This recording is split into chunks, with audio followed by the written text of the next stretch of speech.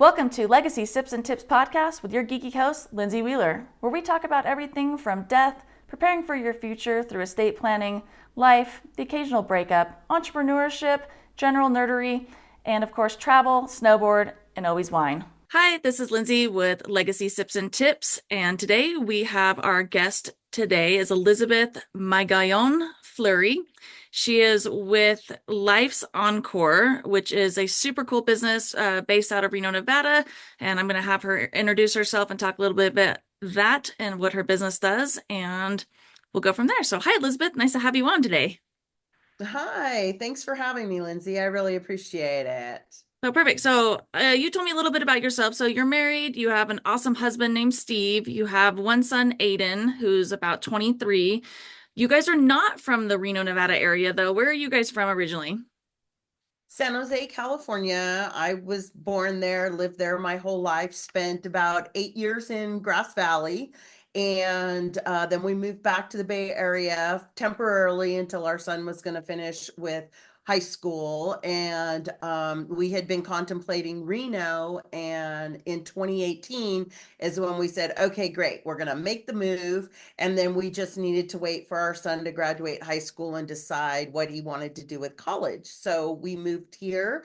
It'll be 3 years in a couple of weeks, and we love Reno. It was just such a great choice, and we just love living here. That's perfect. So yeah, so you're an animal lover, you said. I like your painting in the background of the fun llama there. And Oh, thank you. yeah. Your first business was Positivity Perfect, and it's a pet sitting service. Tell me a little bit about more of that and your entrepreneurial journey, Yes. really. Yeah, so I was in high tech and I wanted out, and I've always loved animals, and I got a magazine from Cat Fancy and it talked about pet sitting. I'm like, what is that? And so mind you, this is 1995. And it was just a brand new thing. I'm like, oh wow, this is amazing. And so I did it for a couple of years part-time and then had to quit my corporate job. And I did that until, well, I still have it. I do it remotely. I run the business and I have contractors do the work in the Bay Area. And in 1999, I had an online gourmet food business, and I added to that in 2007 a wine broker business, and I dealt with wines in the Sierra foothills. And then I started Life's Encore Planning in 2019 after dealing with caregiving with my parents and other family members, and just saw the struggle that people go through and how hard it is and so many layers. And so I said, I got to make this easier for people. I didn't want people to have to deal with it and have it be so difficult. So I wanted to try to find a way to support people with that and make it easier for them. So yeah, so tell us a little bit more about exactly what do you do? What is Life's Encore business model? How do you help people? How do you help seniors? What are you doing there? So, I would say we're a concierge consulting business. And in general, it is usually the adult child, usually the daughter, sometimes the son, comes to us, and mom and dad have had a problem. They've had a fall, or they can't live alone anymore. In some instances, which is my favorite, is they come to us proactively and say, hey, I want to support my parents better. What do I need to do? And then, so with that, what we do is we get the family together. I facilitate a conversation through and with the family members to see what everybody wants and needs. And then we prioritize from there how we're going to help them along their aging journey.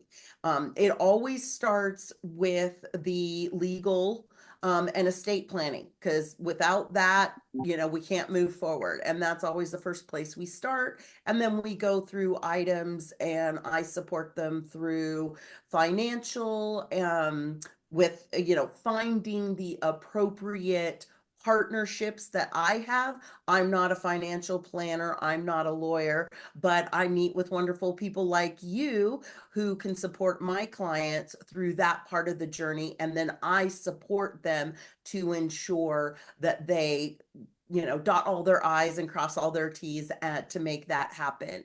And one of the biggest things that we're working on right now is bringing in smart home technology with age tech and health tech to keep people in their homes as long as possibly safely and with peace of mind, because that's what most older adults want to do. Yeah, so that's a good question. So how would this scenario play out? So say I come to you and I said, "Hey, my parents are getting a little bit older. Maybe they're in like their early 80s or whatever, and they're still doing pretty good, but they're starting to decline a little bit. They're getting down. They've had their house, their family house, for the last 45 years. What does that conversation look like? So maybe I'm an only child or I have a sibling, so we come together to you and say this is what we need. How do you then facilitate that? So do you come out, you meet with us as a family, and then you kind of figure Yes. out. So how does that work? Because I know a lot of people get in their older age a little bit hostile. Maybe they get a little cranky. They yell at people to get off their lawns.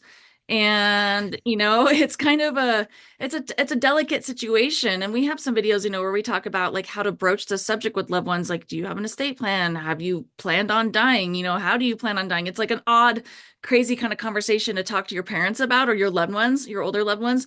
So how do you guys do it? So I know you have like a cool little handy dandy, like kind of, handout, if you will, about how to kind of do that, which is great because we're coming into holiday time. There's no really optimal time to discuss this with family members. So what does that whole process look like? So I've come to you, I said, "Hey, this is what's going on. We need to come up with a plan." You meet with us, do you come to home? Do you do a home audit? What does that look like? So first, you would come to me, and my next question would be, are you an only child or do you have siblings? And then if you say siblings, I'm like, okay, great. So I want the two of you to get on board, or three of you, or whatever. Is everybody on board? Let me kind of know the family dynamics, right? Maybe you guys get along great. Maybe you don't. Get that part of the dynamic. And then understand what your feelings are and with your parents or loved one. And then what I like to say is, we don't have to have one big huge conversation, Mhm. right? Because that can be overwhelming. That is the big thing, is you don't want to overwhelm your older loved one. Or it's not like And you're so being we can, ambushed, you're like all of a sudden, like right, you show up and you're just exactly, like, "This is what's happening." right, People are going to be like, "Wait, exactly. what?" And so a lot of times too, a good way to approach it is from your own point of view, right? Or, hey, mom or dad, I have a friend and she's dealing with this situation with her parents and she's really struggling. And it made me think of, Mhm. right? So you are, you're not just saying, hey, what are you going to do? It's, I've had this situation. I know someone else who's dealing with this. And so maybe you start these little conversations to kind of get a feel for the room of how everybody's feeling. And then once you're good with that, then you can sit down and say, hey, why don't we all get together now? And let's have a conversation together. And I help along with questions to ask prior to, or if we get together and you want me there to facilitate, I can be there in person or we can do it over Zoom. It just kind of depends on where you are in the country and where I am.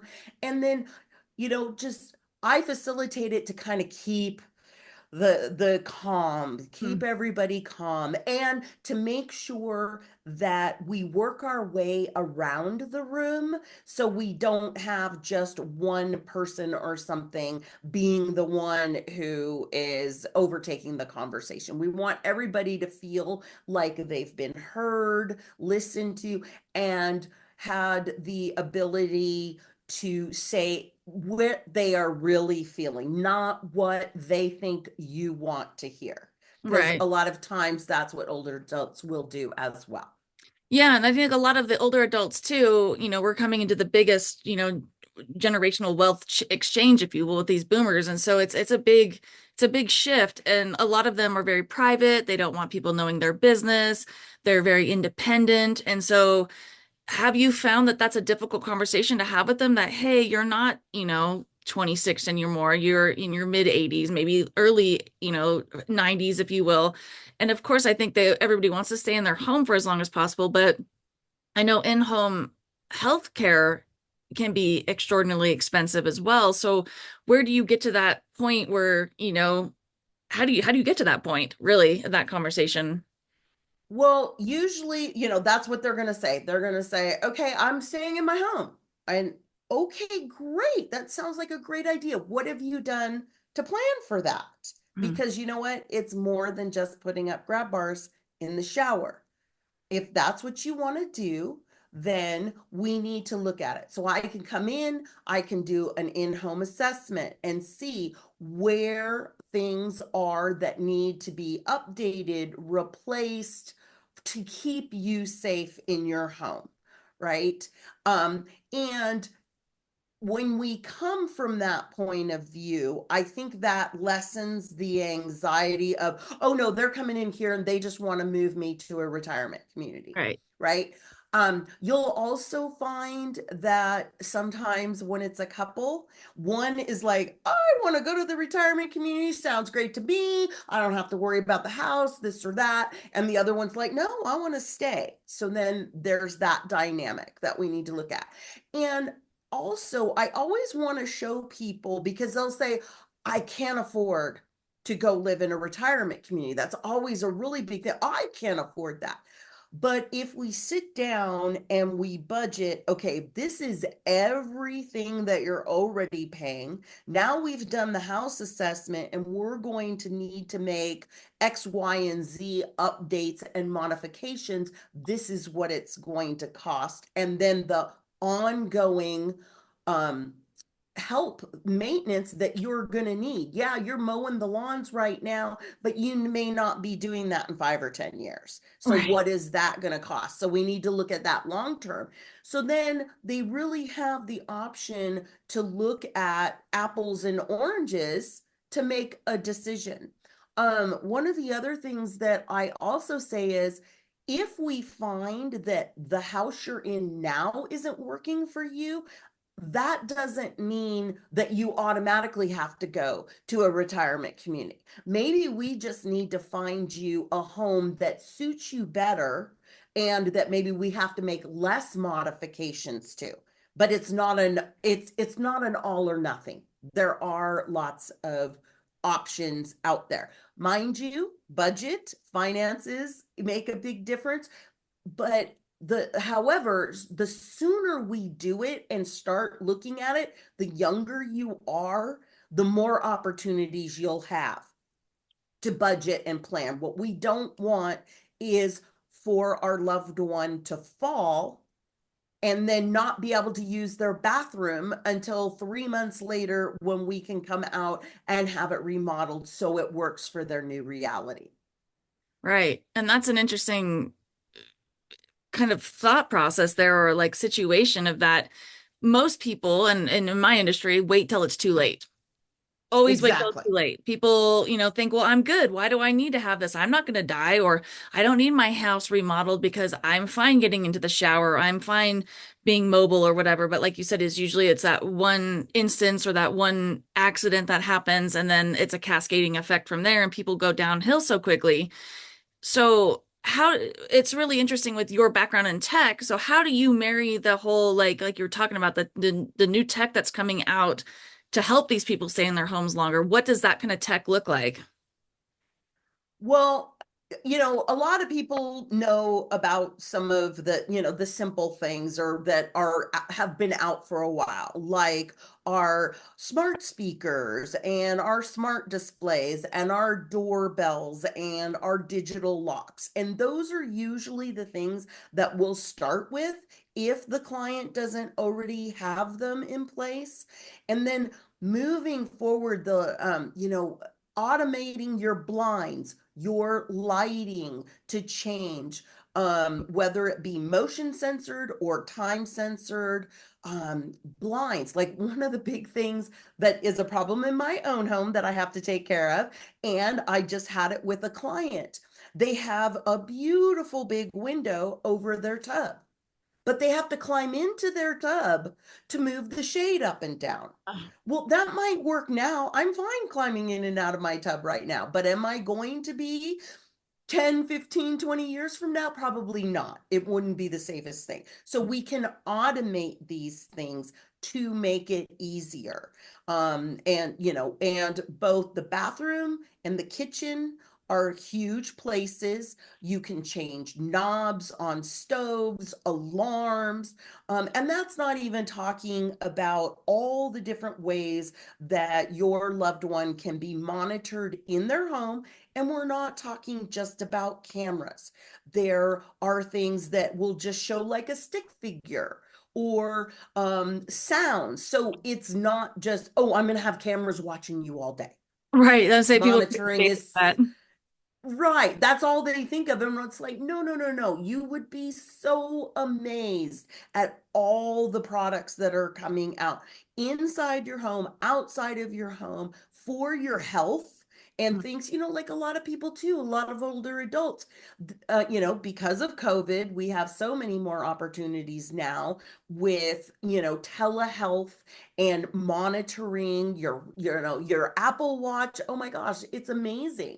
And so these are the things that we bring to people to, help them to stay in their homes so that also that their children or whoever is their caregiver doesn't have to worry because they know there's a backup plan in some way that mom or dad isn't going to fall and be lying there for the next 24 hours before somebody figures out, hey, I haven't heard from them. Maybe I better check in on them.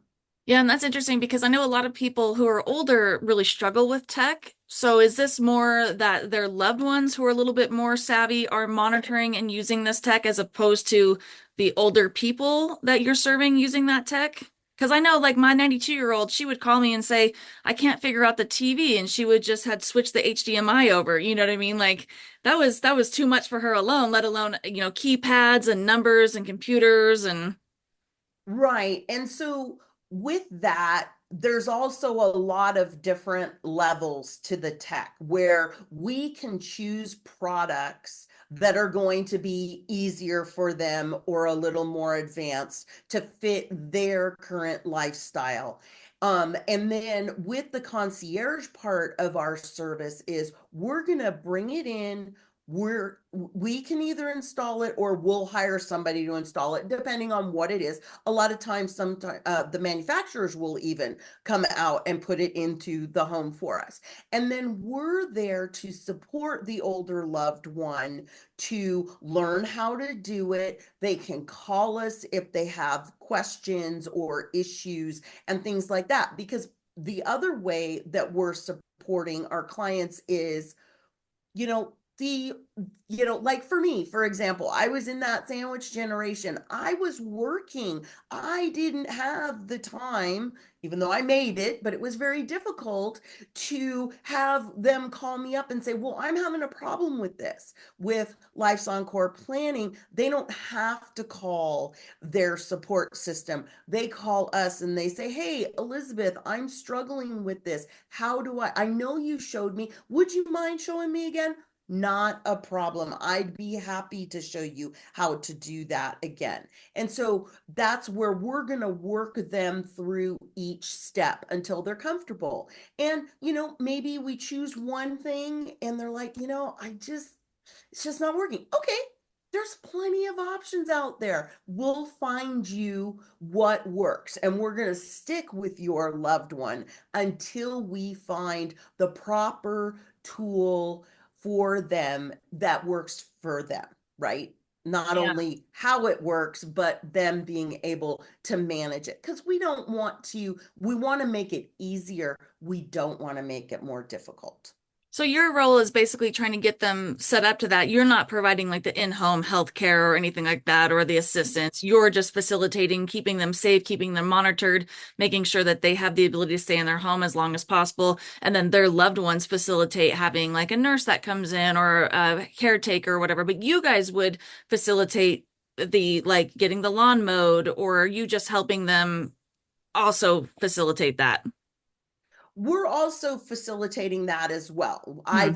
We've already done that, right? So I had a client and her mom needed help in the home. She was working, she didn't have time. I said, that's fine. Okay. So I got an idea of what her mom was struggling with and what she was looking for to support her mom. And then I went out and I interviewed some caregivers, and then knowing what would be good, then I got the appointments together and set it all up. So all the daughter and her mom had to do was be together when the caregiver came so they could meet them.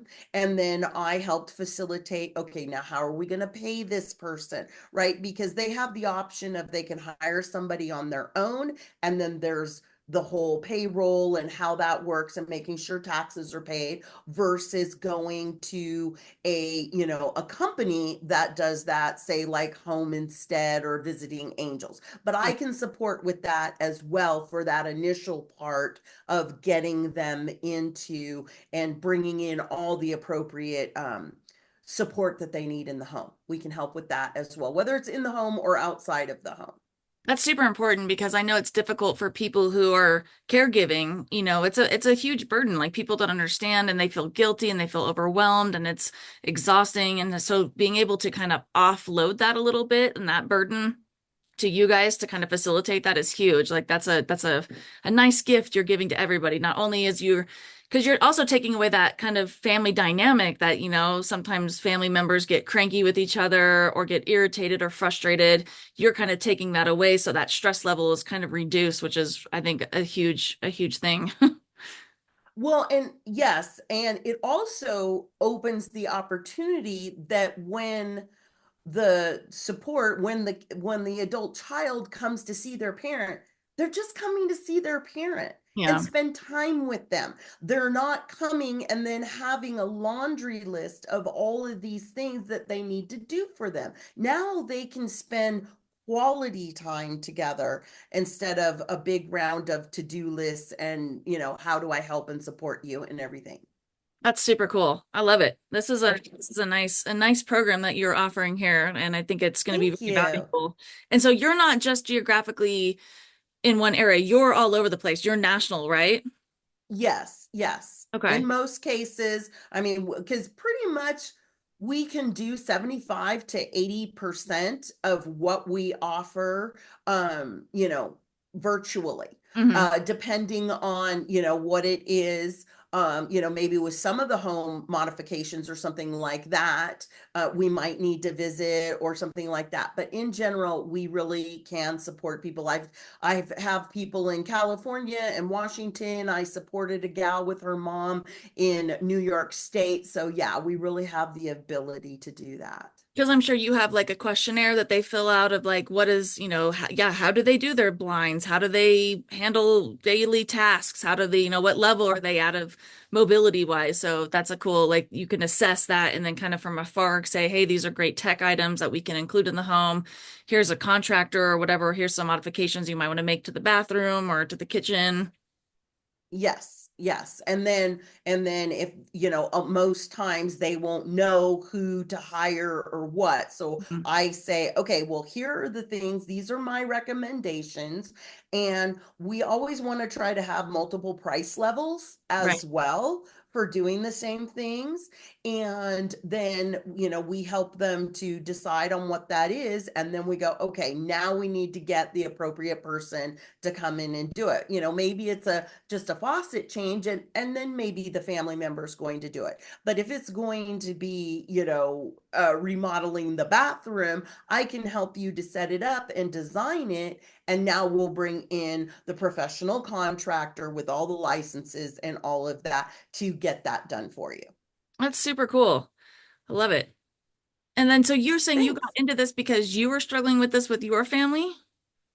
Yes. So my parents came to live with us. Well, they came for my mom. They had only moved to Washington State. They'd only been there a little over a year, and my mom was struggling with her health care. I said, just come back to California, go back to your doctors, because it was an existing thing. Mhm. And I said, you'll get it figured out, and you guys can stay with us for 3 months or whatever, and then go back. Mhm. And unfortunately, it wasn't until 13 months later that they were able to go back, and they were able to go back to Washington, but they weren't able to go back to the condo that they lived in because Yeah. now my mom had mobility issues and all of this. So I found them a wonderful assisted living place to live in and, moved them up there.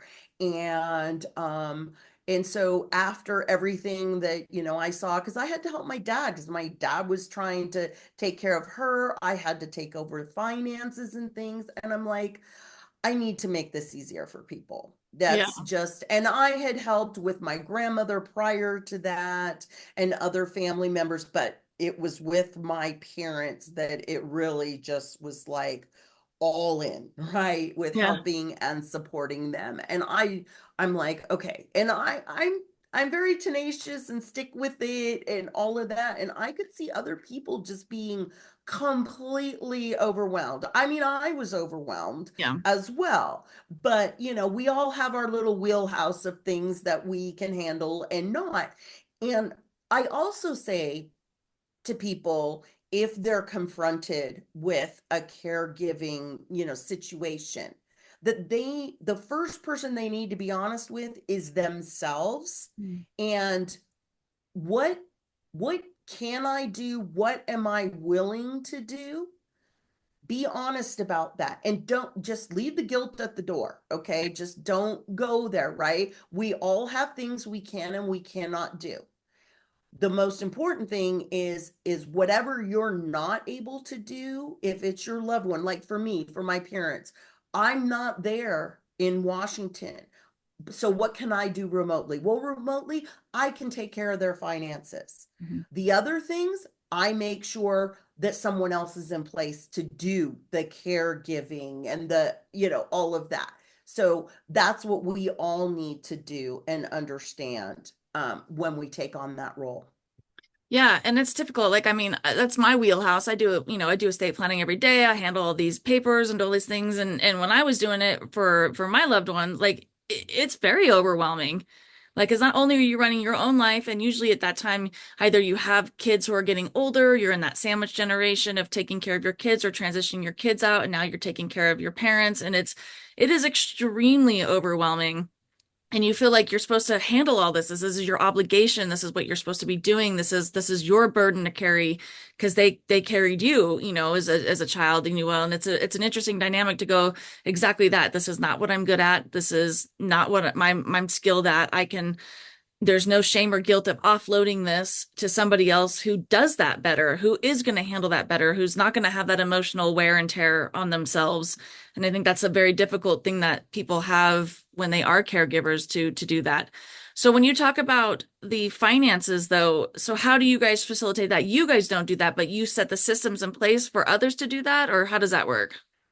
Yes. So, like I said, so the first thing we'll do is making sure that they have an estate plan. And if they do have it, is it current? Right? Because we know we need to keep checking these things because, things change.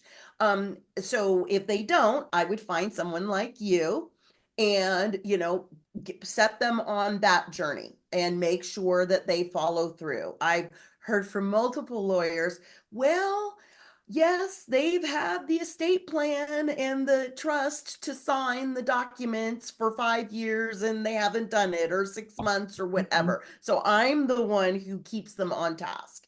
Once that's put together, then the next thing would be financial, right? We need to see, what does your financial picture look like? Do you have a financial planner? If you don't, let's get you one. We really need to understand all of it. And what I find too is it's great, people have done financial planning and it's all about, their home and, and paying bills and things, but they are not looking at the cost of medical care Yeah. and long-term care. And that's huge. So I know enough that you need all of this in place. Now I'm going to find the person with the right personality to Mhm. go with you. And then again, I'm going to set you all up with them and make sure that you follow through. And then we can then move on to the next thing because bringing in home tech and doing home modifications, we can't do that if we don't know what the full financial picture is. Right. And I think that's where it's important of when you're doing this life planning and these things, especially when you're starting to get older. Yeah, you have your estate plan every 3 to 5 years, take a look at it, make sure it's updated, but making sure that those powers of attorney are in place, particularly financial power of attorney when you're cognizant, when you have the ability to make those decisions, because sometimes it becomes Yes. too late and then we have problems and we're having to do other things to get that going. And that's where I think it's important to have that to where then you can have the ability and the authority to set up these financial institutions on maybe a payment plan. Maybe they automatically come out. So then you just have to set it up once, set it and forget it. And that your loved ones, as they age, are not having to have that burden anymore. And you're able to monitor it at that point too. And I think monitoring is really important, that somebody's not calling in and saying they're so and so and they need this donation or they need this money, or this crazy, AI stuff now saying that, people are getting swindled harder and harder. And so having that estate plan in place, having these checks and balances and these other people and professionals in your life to be those checks and balances for you are super important. So it's good that you guys facilitate that as well, because it's a very needed thing. Yeah, and you know what? To be honest, everybody needs it. You don't have to be older. I mean, like every couple of weeks I'll get something, whether it's email or a text, and I'm going, not sure about this. Is Yeah. this real? Right. So you don't have to be an older adult to just be going questioning things or to get swim. I mean, it is so high tech. They are so good at this stuff. Yeah. Anybody needs to have that little check to make sure, yes, this is a real thing. It's really, really, really important. Yeah, and that's cool is that you help facilitate that power team for these people and making sure that they're set up, they're safe, they can remain in their homes for as long as safely possible. And then also the other facets of it, keeping them set up. So that's awesome. So Thank I you. usually diverge into a wine talk every episode we have here. So tell me Ooh. more. So we'll leave that all aside because I think we've got a good grasp on what you do and how you facilitate and help, which is amazing. And you guys will have all the information in the show notes. You can click on that, see her stuff, and also her download if how to have those difficult conversations with loved ones. So more fun and light. Tell me more about your wine life. Oh, well, it's kind of limited these days because um drinking wine and triglycerides, high triglycerides don't go together. So it's really tough. But on that note, though, we actually went to Apple Hill yesterday Have fun. and I said one wine tasting, just one, because we went for apple cider donuts, but we had to Hmm. do one wine tasting. So we did, and it was great. And one of my favorites is a Sangiovese, which is very hard to find. They're not, it's not a very popular one. Not a foothill And wine, no. no, no. And so I found a fabulous one and a Grenache Blanc, which is, Oh, from the Grenache grape, and then they, take off the skins. They don't leave the skins on there, so you don't get that dark color and all the tannins and everything.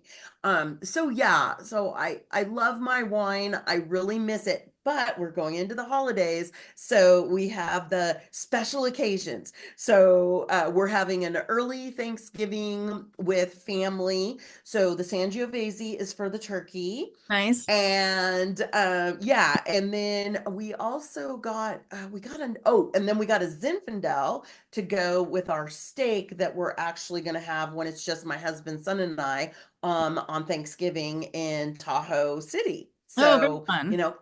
yeah, So yeah. but So you're familiar with it. So you had a wine, one of your many businesses you had, you were a wine broker? Yes, uh-huh. That's So an interesting line we lived to in get. Grass Valley at the time, and Mm. so there's a lot of boutique wineries, between Nevada County and Placer County and El Dorado County, and so I would sell the wines for from those small boutique wineries to restaurants from like Sacramento and in through Tahoe. Very cool. How long Yeah, did it you was guys have fun. that business for?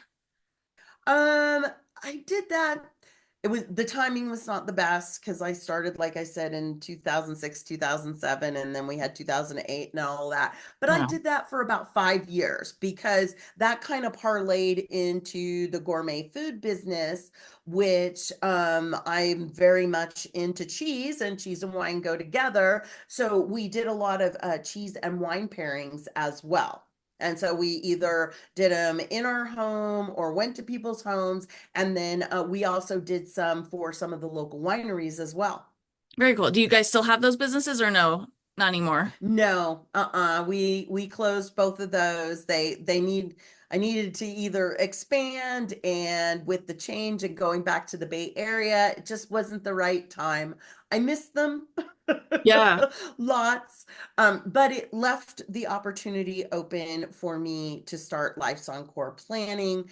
And with our huge aging demographic right now, and all the wonderful advancements that are out there, which so many people don't even know, have no idea of all the great things that are coming down the line to make their lives easier as we grow older. And, whether it's legacy planning like you do, or what I call thriving in place for Mhm. people staying in their homes, and then also longevity is huge. And the more that we have these longer lives, but we're not always having a great health span Right. in those added years. And so that's another wonderful thing that we like to strive for to support people with. And a little bit of wine going along with that longevity. Why not? Let's highlight that. So where did you get the Sangiovese from? Oh, Lava Cap I love Lava Cap. I was Winery. gonna say, was it Lava Yeah, Cap? That's so funny. it Yeah, was. they have Yeah, great yeah. products. So we'll highlight them for this episode because I Oh, really okay, enjoy them. Yeah, great. they're a great winery. So Yeah. wonderful.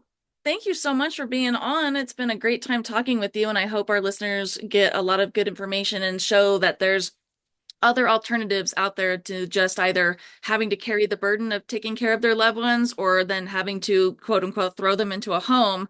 There's a lot of gray in between there that you can do in keeping your loved ones safe and closer to you, if you will. So appreciate it so much. So Yes, tell people and where the they can sooner find the you. better. Yeah, the sooner the Oh, better for sure. Yeah, the tell sooner people. the better. Yeah. So my email is Elizabeth at Life's Encore Planning, and my website is lifesencore.com. And you can find me on YouTube with Elizabeth Magayon Flurry, and I'm on LinkedIn and Facebook with my name, Elizabeth Magayon Flurry, as well. Perfect. Wonderful. Well, thank you so much for being on, and we'll let the listeners know and have all the links in the show notes for you and the link also to Lava Cap because I do enjoy that winery very much. If you would Yes, like it to was. sponsor the show, that would be wonderful. I know, and we joined the wine club. We haven't been in a wine club in for so Naughty. long, and I talked my husband into it. I'm like, every 3 months we can just drive down there. It's an excuse. He's like, all right, let's go for it. So They yeah. many moons ago, probably like 2008, 2009, I had one of the best Cab Francs out of that region from them. Like they do good work. Oh, Good work there. they do. Yeah. Yes, they do really good stuff. And we also were there years ago. They would have a summer solstice. And Mm-hmm. we went out there a couple of times for the summer solstice, and it was just amazing. So yeah, they're great. We had a wonderful time yesterday. Good. I like that we have the same wine taste, so that's perfect. Yeah, for sure. Wonderful. All right. Well, thank you so much for being here. And of course, this is Lindsay with Legacy Sips and Tips. And of course, when you think of death, think of me. Thank you for listening to this podcast. If you found value, please like, subscribe, and share. And be sure to follow me on all the socials at Sips and Tips with Lindsay. And of course, you can always go to my website, sipsandtipswithlindsay.com, to find more information about estate planning, business, snowboard, travel, and of course, wine.